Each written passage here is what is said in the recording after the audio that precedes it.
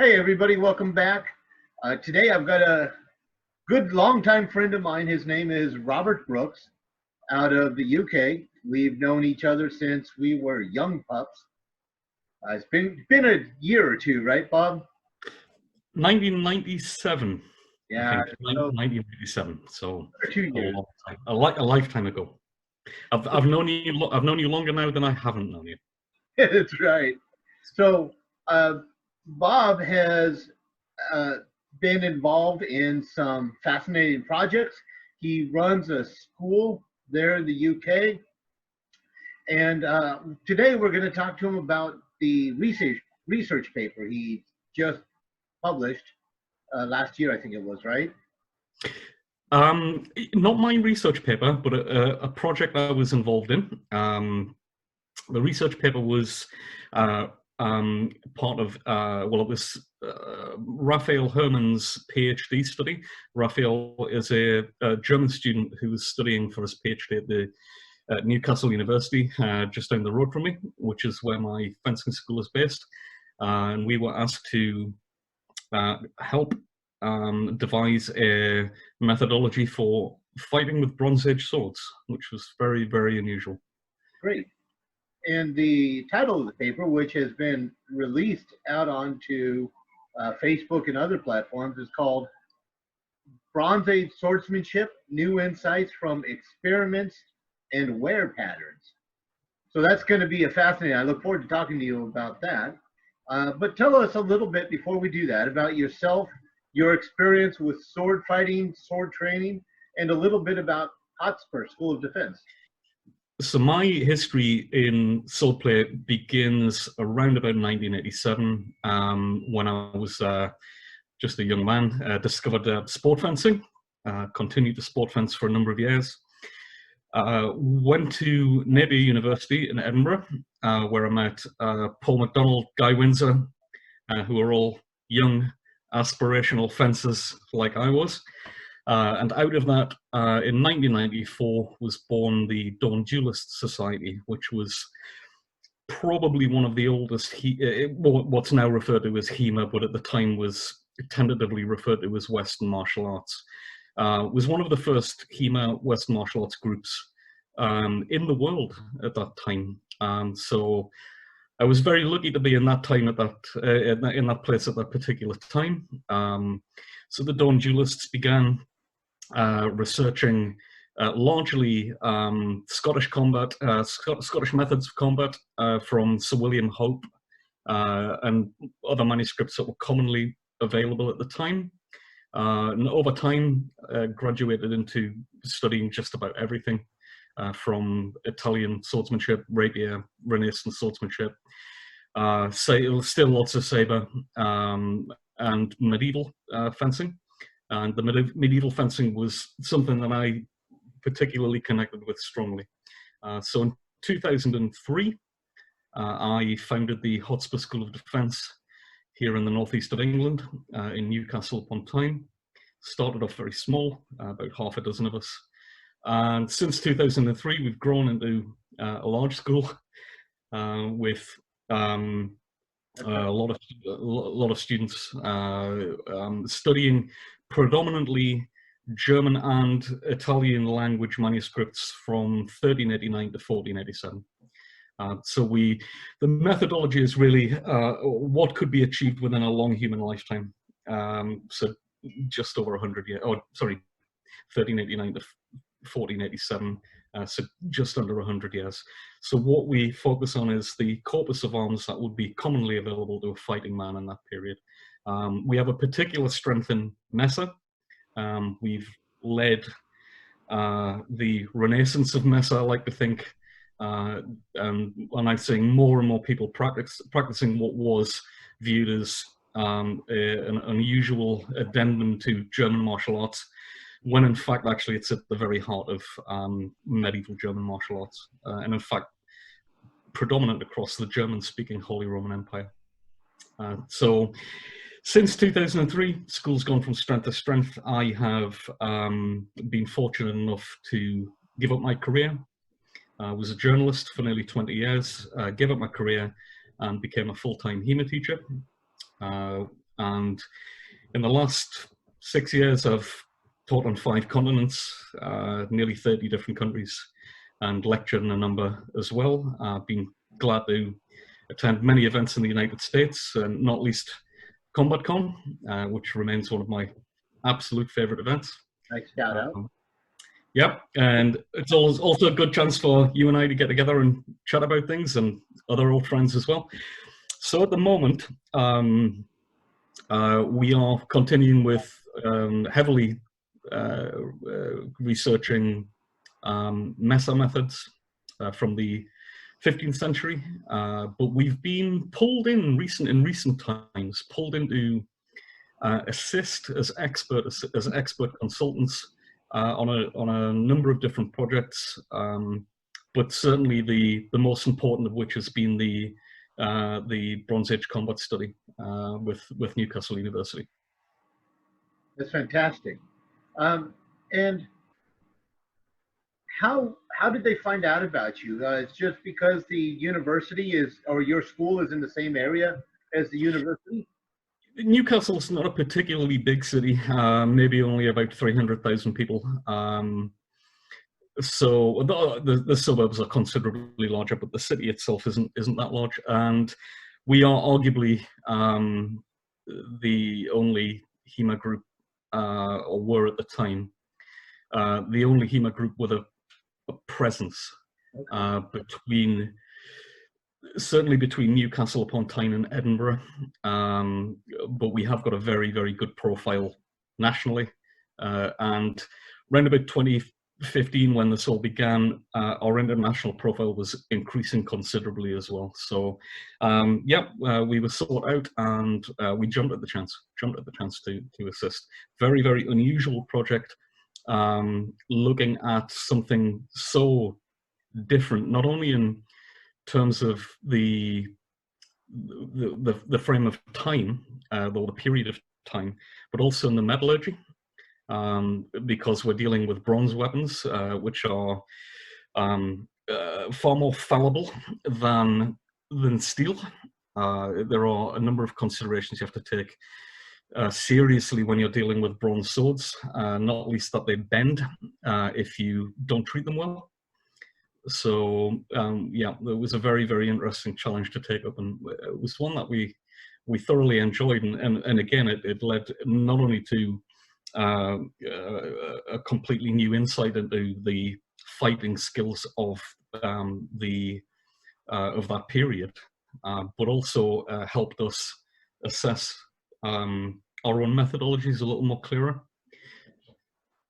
Did you see the similarities in the feeling of the bronze weapons to messers, to falchions, to, I mean, did you see or feel similarities, or how did the weight transfer? This is quite a strange phenomenon, because you would imagine that a weapon is a weapon and will equate to something no matter really what the time period is. I mean, if you look at spears, for example, 35,000 years of continual use to our best knowledge, and they haven't changed in any great form. Even now with the bayonet and rifle, you're essentially turning your rifle into a spear. But when we handled the bronze swords, there was certainly a feeling that this was something that needed a little more thought. It needed a careful assessment, because I very firmly believe that any tool a good tool should instinctively lean towards its preferred use. The old story of, is it a table or is it a stool?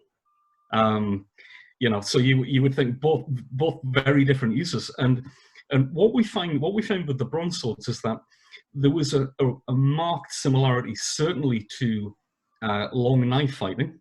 So if you look at long knife fighting traditions such as Bowie knife fighting, to an extent mesa fighting, depending again on the length of the mesa, but certainly these are more, I would consider them to be more knife-like than sword-like.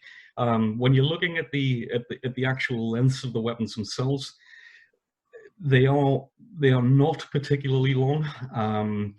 And one of the strange things we noticed, particularly with the type of Bronze Age swords we were working with, we worked with two beautiful replicas produced by Neil Burridge, who is arguably the world's foremost weaponsmith in bronze. And these were carefully constructed to replicate the original pieces as closely as possible, down even to the percentage of tin contained within the alloy. Because when you anneal an edge, we needed to make sure, for example, the study needed to make sure that the edges would reflect the same same physical characteristics as the originals.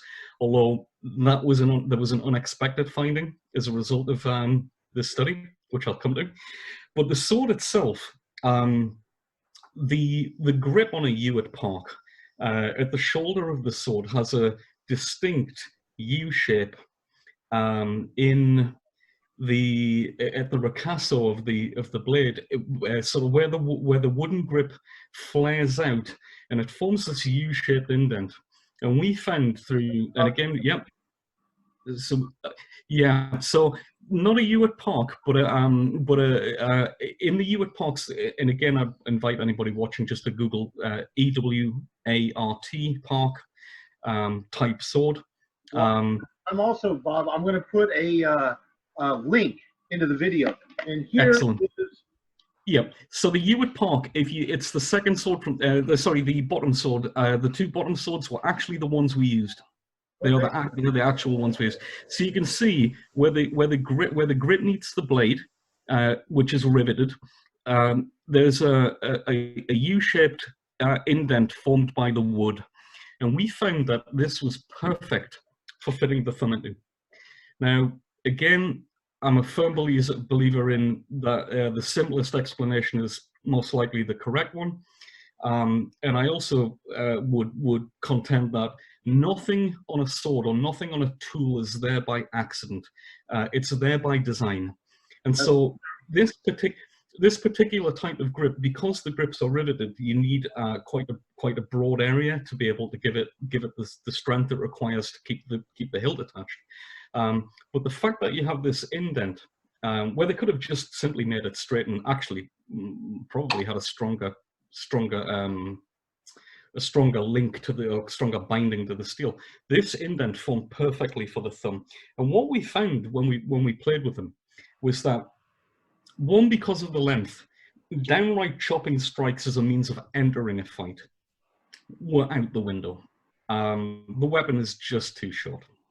When you put your thumb in this position, however, it optimizes the sword for thrusting particularly well. And of course, with the blade form being leaf shaped, you have an increased surface area on the cutting edges. So we found, again, because of the form of the weapon itself, draw cuts. You would cut something horribly with this type of blade by simply just drawing it along the target area. And so what you have is something that isn't particularly aligned well to strong chopping blows, although there's nothing to say that because of the mass at the end of the blade, with it being flared, that this isn't an option when you're in very, very close. So you're bound at the shield and you're able to strike at the opponent. But certainly for thrusting and slicing, we found that they have a visitor. When you're thrusting and slicing, highly optimized for this. With this, certainly on that type of sword, is highly optimized, I would say, towards the thrust and the slice. Blows, chopping type blows, yes. The face certainly, and at the arms, at the hands, the wrists. But the idea of, for example, when we look in medieval combat manuscripts in the German language, and we see that, entering with a blow, even with something such as a longsword or a messer, you're very unlikely to make that first intentional land on the target, simply because the opponent will put something in the way.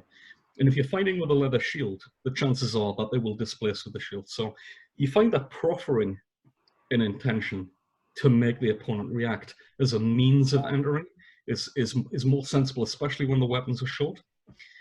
It's when you're in close is what's important. And certainly this action with the thumb on the flat of the ricasso and being able to turn, but also to being able, and again, it's very, very reminiscent of mesa fighting. When we look at the likes of the Entosta with the mesa, which travels across, or the Vinca where the hands turn. So we can see analogies certainly in much later forms of combat, in Lichtnauer's method, for example, with the longsword, certainly in Lekushna's method with the mesa, which was highly derivative of Lichtnauer's methodology anyway. So certainly, but the way that the weapon wanted to be handled was indicated by the weapon itself. And that's very, very important. Yeah. That also makes a lot of sense if you think about them fighting in a phalanx or in a mass formation. You're not going to be chopping with your sword. No. And again, one of the things to remember is that as it was and as it always has been up until a certain point in the modern period, the primary weapon of battlefield combat is the polearm. Right. Is the spear, the halberd, etc., etc. The sword has always been a secondary weapon. It's a personal defense weapon.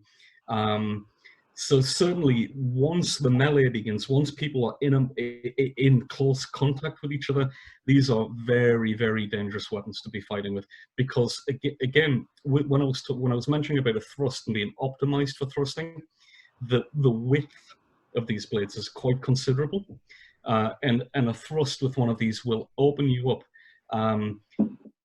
You know, I'm talking at the widest point of the leaf. You're looking at maybe 2 inches, and you imagine a 2-inch thrust into the internal organs. Incredibly dangerous piece of technology. And one thing I'd want to say right from the start, and something I've been very passionate about for a long time, is that this is indicative of just how smart our forefathers were.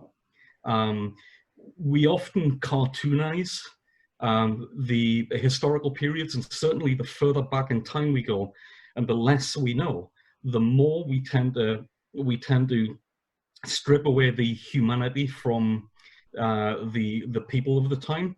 You know, life is short and brutal. Everybody's 5'3". The life expectancy is 25 years old. Everybody's having kids at 12. You know, and this doesn't bear out. This doesn't hold true. These people are very, very smart. Very, very smart. That's fantastic. Now, one of the things I noticed in the paper is the comparison between the reproductions that you were using with the originals. And so were you able to handle the originals as well as the repros? Yeah. Yes, we handled a number of originals. I've been very fortunate for a period even before this project started to have been handling original weapons from many, many periods, but certainly we have handled some bronze swords. And what delighted me was that Neil Burridge captured the spirit in his reproductions, so that there was very, very little to tell the difference. If you'd done a blindfold test, it's likely you would never have told the difference between them. Wow. It was in the metallurgy and in the microscopic studies that really proved interesting, though. What I'm talking about when I'm talking about smart people, differences between a manufacturer making a Bronze Age weapon in the 21st century, as skilled as he is, and Neil's very humble and will say, you know, you'll produce a beautiful sword and say, on a scale of 1 to 10, compared to the originals, this is a 1. This bore out in the microscopy is that the edges on the originals were much, much harder than the reproduction. Really? Oh, that's really interesting. Harder. And they were work hardened, from what I read in the paper as well. Yes. So they knew how to harden an edge better 3,500 years ago than we do today. So It's brilliant. Bob, tell me, what was the best part for you about being involved in this project? I think really was to open a door on a period, yes, in a very niche area, but to open a door on a period that is there's very little understanding. There are no records, essentially, of interpersonal violence from this period. We have accounts, obviously, of, and we have epics and accounts of battles from this period and acts of heroism. So, I mean, if you look at classical Greek literature, or so. For just a moment. So, what you're referring to, for those that maybe aren't aware, the weapons that are used in this project are what would have been used at the Battle of Troy. Yes, very similar. And one other thing I'll come to in a little bit, if we can revisit that point, is that the results which were gathered from swords in British collections were replicated in swords in an Italian collection. Right. So we have a confirmation from a completely separate, untouched selection of swords, but also from a different part of Europe, which made it really exciting. But for me, it was opening that door on the past to the next best thing to having a time machine, to be able to at least have some insight. And again, this isn't the beauty of a project like this, is that it's not telling everybody this is how it was exactly. It's saying this gives us an insight. It gives us a connection to one of the most intimate forms of human, one of the most intimate forms of interpersonal communication between humans, Right. is violence. And to be able to actually come away from it and say, we understand now more than what we previously understood, but also understand more about the materials, more about the thought process that has gone into the construction, has gone into the design, that we understand more now about how they thought. That for me is the most special element, certainly, because it's almost like putting your or having part of somebody's consciousness pour into your own. Right. And in that sense, it feels like transcending time. These two periods of time, and it's an enormous period of time. 3,500 years in cosmic time is nothing, but in human time is an enormous gulf. It's huge, and just to think that for that moment we brought that together, that's certainly the most special part for me personally. That's fantastic. One of the questions I wanted to ask you is, and you actually touched on it just a little bit, what was the most common damage that you saw to the weapons between the originals and the repros? So this is really where the meat of the study was found. And what was discovered was that there were patterns of indentation, and there were specific types of indentation.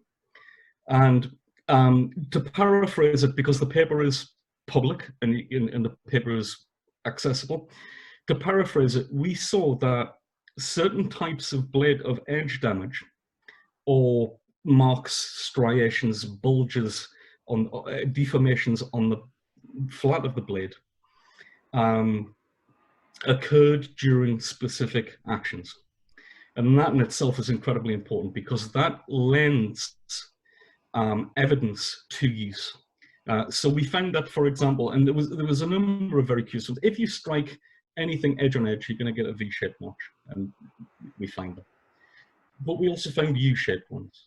We also found a very, very strange type on the originals, which was referred to as the folded notch. And this is where the metal, if you imagine an indent in the edge of a blade, the metal had not only been indented and bitten away, but had actually been turned. So you had almost like a lip, a little curled lip on one side. And what we discovered through the weapons tests themselves was that when you work blade on blade to displace what the Germans, or what German medieval swordsmanship refers to as versetzen, or displacement, very different to the idea of parrying, where a parry generally is part of two actions. You parry and then you riposte. A versetzen is to occupy the space your opponent wishes to occupy with your own weapon, with a threat. And that threat is generally the point.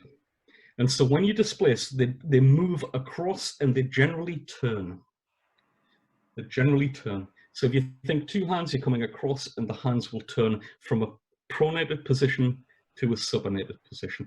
And this is what happens. It can also happen from the opposite side, where you begin in a supinated position and end in a pronated position. And we find that these curious notches only happened in the reproductions when we did this. And this was through filming with incredibly slow motion cameras, stopping between each action, each blade contact, and making sure, and then recording. And then there was a mobile laboratory next door that took the blades, did some microscopy, and had a look. But we found that, again, the idea of the folded notch, and this gives us clear indications that they knew about binding on the sword. They knew about working in the bind. Which, again, if you think 3,500 years ago, you know, Joe Public's general opinion is ooga booga. You know, they're bashing away at each other. No, they're using it like a precision tool, because that's what it is. And again, if we think about what that kind of movement infers, that infers strategy.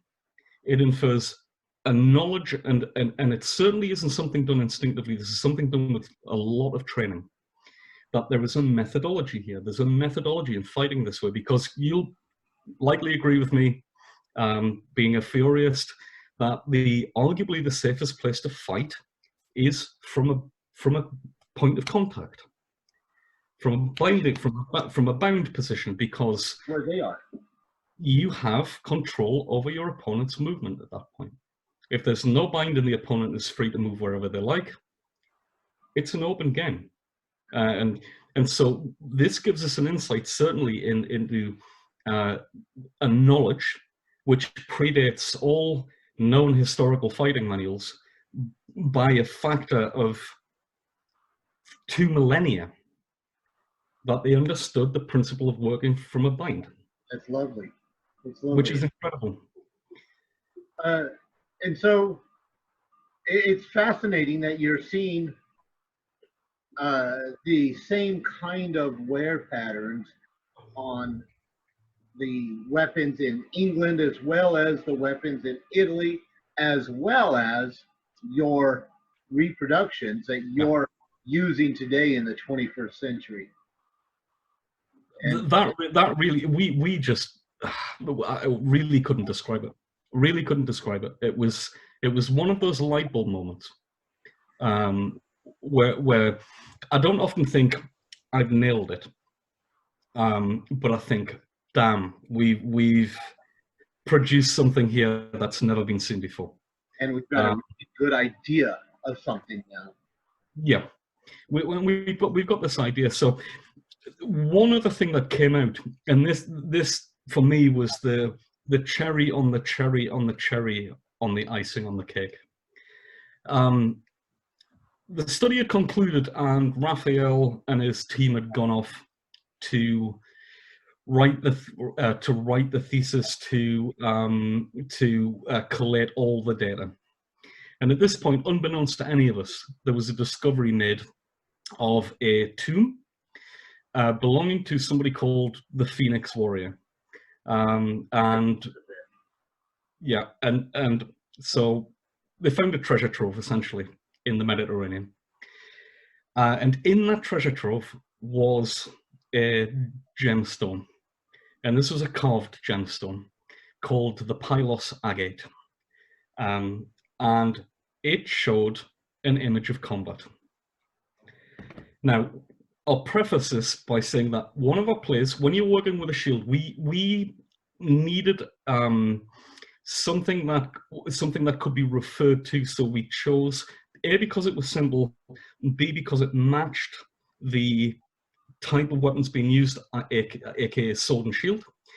We decided to go with Anders Liegnitzer, circa 1450, which is 6 players of the sword and buckler, but very, very, very, very simple. But again, using again winding techniques, etc., etc. And one of these plays involves coming around to the opposite side of your shield with a turn. So we imagine starting with the shield forward and the sword hand back, and we press in, and we come into the measure where we're fighting literally shield to shield with our opponent.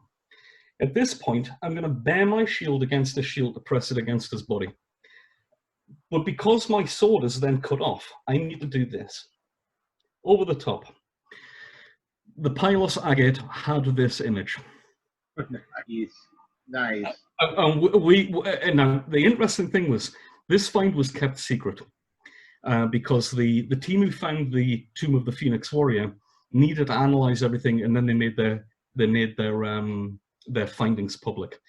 Now, this tomb was found, I think 2016, right in the midst of our study. We had no idea about it. Nobody had any idea about it.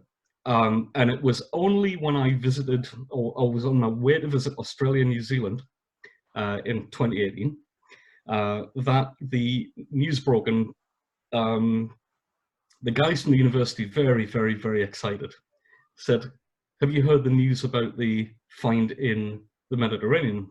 No. So of course they sent me some images. Make of this, what you will, and looked at it, and honestly, the chills ran up my arm, because I thought we replicated that play blind. Yeah, yeah. There's nothing for me as a martial artist and as an instructor.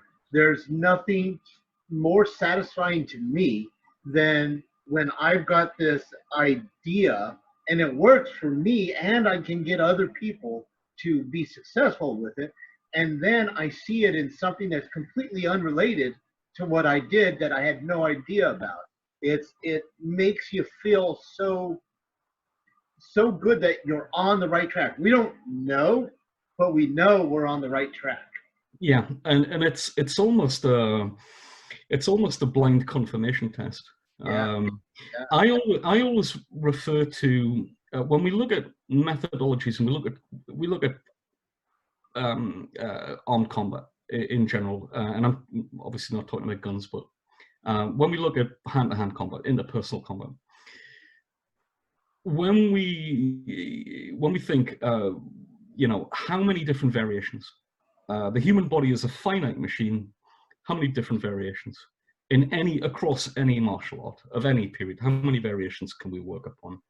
And Vadi in 1487 puts this wonderfully. He says that fencing, is an art and a science. And essentially, if you stick to the scientific principles, which is the science, then there is there is no limit to what the art can achieve. There's no limit. And this to me says that there is so much interconnection, not just between different periods within the same general locale. I mean, the Ewart Park sword, for example, is named after a valley about 15 miles north of me, which is one of the most unspoiled Bronze Age landscapes in the world. So these swords essentially came from my doorstep historically. When we see this replicated in Italian swords, and we see this, or we see something that we perform in from a 15th century German manuscript, where we see an analogy in Filipino stick fighting, like the dupliran. We see this in Filipino stick fighting. Can't remember what they call it because I don't study Filipino stick fighting. But I was speaking to a good friend of mine, Jörg Bellinghausen, a few nights ago, and we similar subjects. How many variations? How many variables? And I think there are a very limited number of variables in the grand sense that work. especially under large amounts of adrenaline, especially when the fear factor of actually being injured or killed is there. There are the simple things work, and you tend to find that this is repeated across.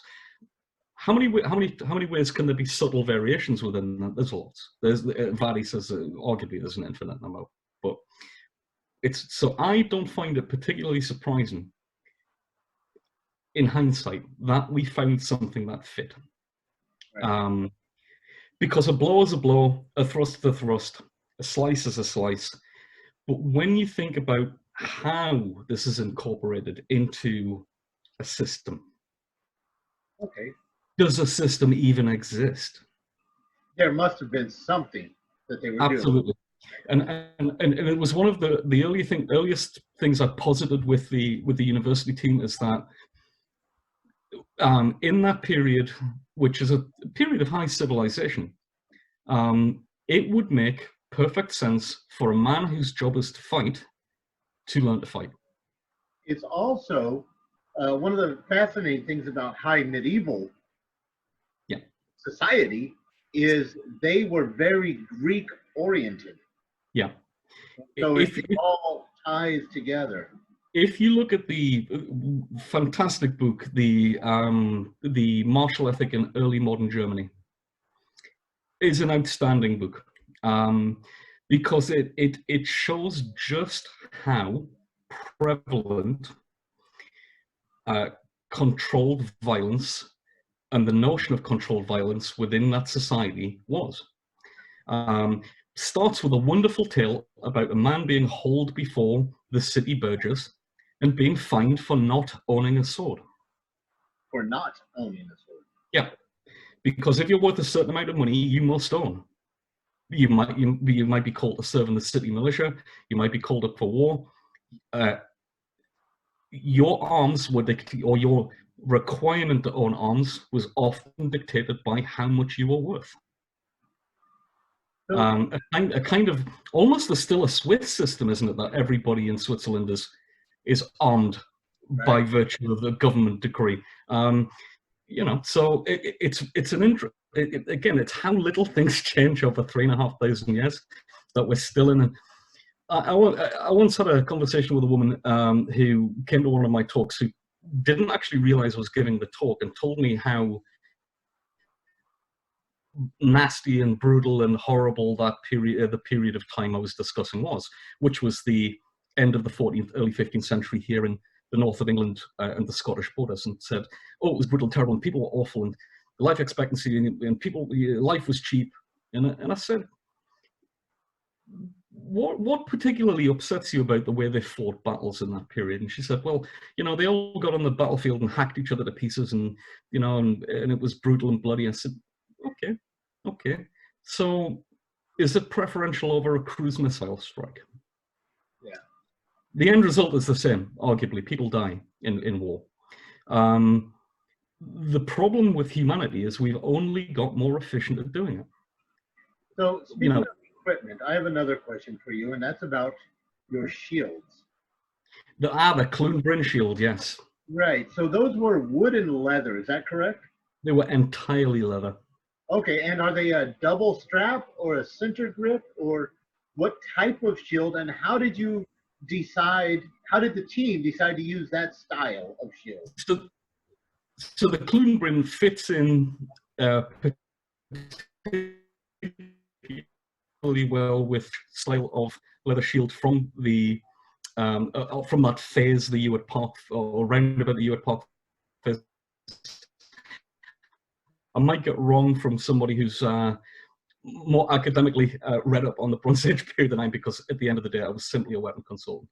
But the Clunbryn shield lends itself well to use with that weapon, because again, one thing we have to look at is, and one thing we have to consider about that period is body armor. Body armor in that period is scant at the best. Yes, you've got certain types of ornate or certain types of breastplates. Some can be very ornate. You've got certain types of helmets, arm greaves, etc. But it's full of gaps.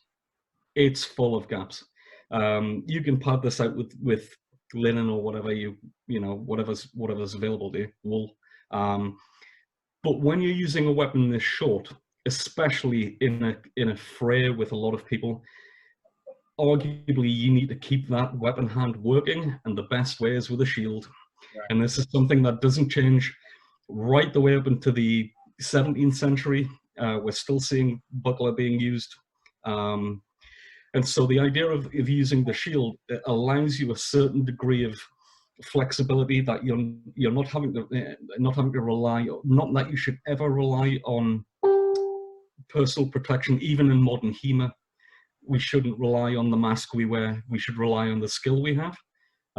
Accidents happen when you play. You know, they all saying, play silly games, win silly prizes. But the idea of a shield in combat, because again, if the shield follows the hand, and we see this repeatedly in everything from medieval combat literature forwards, the idea of covering the hand, largely because, and again, a consideration is that largely because the idea of using a single-handed weapon and a shield is pretty low status, especially when you look in the medieval period. This is the weapon of commoners. Bronze Age slightly different, I would imagine, because to own it, to have a bronze sword, is believed to indicate some level of status. Again, there was a long-standing idea that bronze swords were bent ritualistically, or were ritualistic items, or items of social status, and weren't actually used. Nah, you don't go to that effort to make a perfectly functional sharp sword not intended to be used. And so I think it's more to do with the need to be agile and move, because you can't rely on armor. You need to be able to move quickly. So I would imagine these fights are very, very fast, very fluid. These types of encounters between people are very fast, very fluid. Yes, you're going to have line formations and spear, but I think once that breaks down, you've got very, very quick. And if we think of thrusts, it takes one good thrust to finish somebody. Almost like a gang fight in an alleyway. Yeah, it is, yeah. Right. So I have one last question for you, Bob. And this is about cutting tests. There's a lot of people that want to know, and so I wanted to ask you, as one of the participants, was there a cutting test on any kind of meat, like a pig carcass? And if not, why? Now, we came in to do the actualistic combat tests, which were the combat tests involving two people.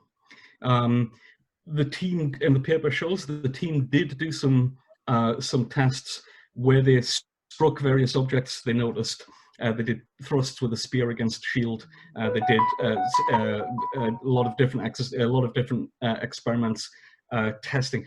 I don't believe that they. In fact, I'm certain they didn't have an animal test. One thing I would say about animal testing, we need to be careful with animal testing. I have a project coming up that I can talk about in much greater detail once the COVID virus is done. Unfortunately, it was delayed because of Corona. The cutting of carcasses there is an ethical question to this, because can we replicate this through other means other than cutting, say, for example, flesh and bone? Most of the time, we're talking about pig carcasses, and we certainly had to run through an ethics trial to be allowed to use a pig carcass. This might be different in different countries, but this is certainly the case in the UK. One thing we have to certainly be careful about in animal tests or cutting tests, when we're talking about does it cut flesh? We already know the answer to this, and the answer is yes. We have to ask, what evidence will we find from performing these tests? Certainly, one of the difficulties, if you're looking for material analysis, so you're looking for things that happen to the blade itself. For example, what happens if you strike bone? Um, the big problem you've got is you're hitting a lot of soft tissue. It's going to do, there's no, certainly very minuscule effect striking soft tissue, even skin, with a sharp weapon.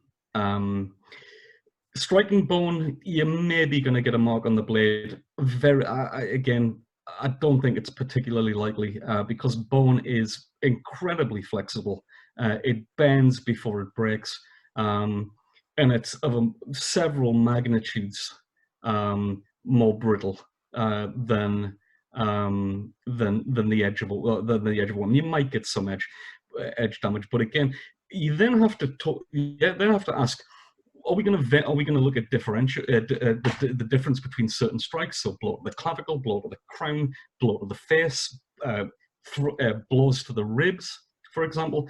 So we're opening kind of a Pandora's box where the yield we're going to get back is probably not very great compared to the effort put in.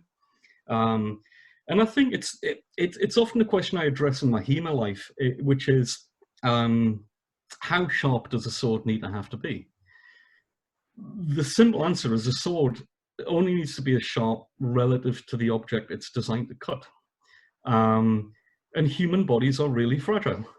When you look at edge weapon trauma, I gave a lecture at CombatCon 2 years ago called Reality Check, which actually looked at what sharp weapons do to human bodies. And it was over 21s only, incredibly graphic, lots of warnings beforehand, using archival images from war zones where people had been hit with a machete, or somebody had been hit in the head with a bolo knife, or anything of that type, and the results are consistent. All of these things are far, far harder than the human body, and will cause horrific injuries. So when we move towards, can you thrust clean through, my question would, again, what are the parameters of the test? But if we're asking, can we thrust clean through the rib cage? Yes, we can. We know that we've known that probably for several thousand years. Can we thrust right through somebody? Well, I would ask, why do you want to do that? Why don't you make a cut more specific that's going to actually disable somebody, rather than go to the effort of driving a weapon entirely through their body? Hit them in the neck. Thrust them in the neck. So it's a law of, I think it's the law of diminishing returns. A lot of sense. So, yeah. So Bob, I want to thank you for taking time to. Oh, it's a pleasure. It's always a pleasure to talk with you. But before we go, I do want to. This is one of the questions I've been asking of everybody that I've talked to so far. Tell me a story that you remember about us from our past. Oh wow, there's so many. Single stick Sundays. That's a story. So there was a lovely pub at the time when we were all in Edinburgh. Young, enthusiastic, full of energy, and so we used to. If the weather was bad, go to the pub, and the pub was a pretty, I wouldn't say rough and ready, but I would say it was certainly the kind of pub that had a wider set of parameters for what was permissible than a lot of other pubs. And of course, we got to know the guys, and we would often turn up in kit, and they had a stage for music in the back, and we used to commandeer the stage on a Sunday afternoon and fight with single sticks. And by fight with single sticks, I mean fight with single sticks with only a mask and a gauntlet for protection. And a few pints, bruise each other. A few more pints, bruise each other a little more. Again, this was before the days of, I think certainly before the days of risk assessments, whenever you're going to have a sword-related event. But, we were just using kind of your typical single stick. But I just remember some of the immense fun, and certainly during your time in Edinburgh, there's so many stories going back to those days. It's incredible, actually, because last year in September, I marked my 25th year in historical fencing. Congratulations. When I look back on it, and I'm not yet 50, so when I look back on it, I think I've actually spent more than half my life doing this. If I count in sport fencing, I'm looking at 32, 33 years. So, you know, the accumulation of anecdotes over that time. There are many I could get into, probably not for polite viewing, but I think we've all had an amazing journey to get to this point, and the fact that we're still here doing it after, and the most important thing is still learning after 25 years. I'm still surprised by things. I'm still surprised when a student does something beautifully, and the knowledge or the thought that I actually gave them the tools to do that, but I didn't give them the desire or the commitment. Yeah, they did themselves. And that's what keeps me moving forward, certainly. So all my lessons at the moment are online. One of the things that I like about being in this community is that I've been doing this for a little over 30 years now, and you and I have known each other since 1997, and we're still friends. That's what I love about it. We develop these relationships. I think there's a truth in the term brothers in arms. Yes, sir. I think once you've walked that walk with somebody, yeah, that's a recipe for lifelong friendship, is beating the crap out of somebody with a stick. And just at the very beginning of, there is truth in violence, truth in combat. There is. I think it's one of the oldest forms of conversation. It can be a conversation filled with good intentions or a conversation with bad intentions. I think we've conducted, as a community, the vast majority of our conversations with good intentions. And I think when you have a good conversation with somebody, everybody benefits, and it leads to further conversations. And, you know, so long may it last, long may it last. I plan to do this now until I draw no breath. That's the plan. Other than sailing boats, that's it. That's all I want to do. So, Bob, I want to thank you for taking time out of your day to spend with me and with everybody that's going to watch this. It's always a pleasure to see you and to talk. Absolute pleasure. So, Bob, one of the things I'd like to be able to do is put links to your organization, to the paper. All of those are going to go into the description of this video. But please tell us how viewers can get in touch with you. So we have a website, which is www.hotspurschoolofdefense.com, Hotspur, HOTSPUR. Also have a Facebook page, Hotspur School of Defense. Give us a like. It's very important. Does wonders for our presence. And yeah, that's where we're at. That's where we're at. Do you have a YouTube channel? We do, in a sense, at the moment, but it's not something we've really pushed heavily. So for me, teaching in person is the most important thing. Okay. And I'm also going to put a link to the paper in the description. Yeah. So I can. You've already got that because you've read it, haven't you? Yes, I do. Yep, that's awesome. But just, yeah, if you can do that, that would be great. Thank you so much. It's been a pleasure talking to you. Welcome, buddy. I've got about half an hour before I'm due to embark on my class. Well, it's a pleasure. Have fun.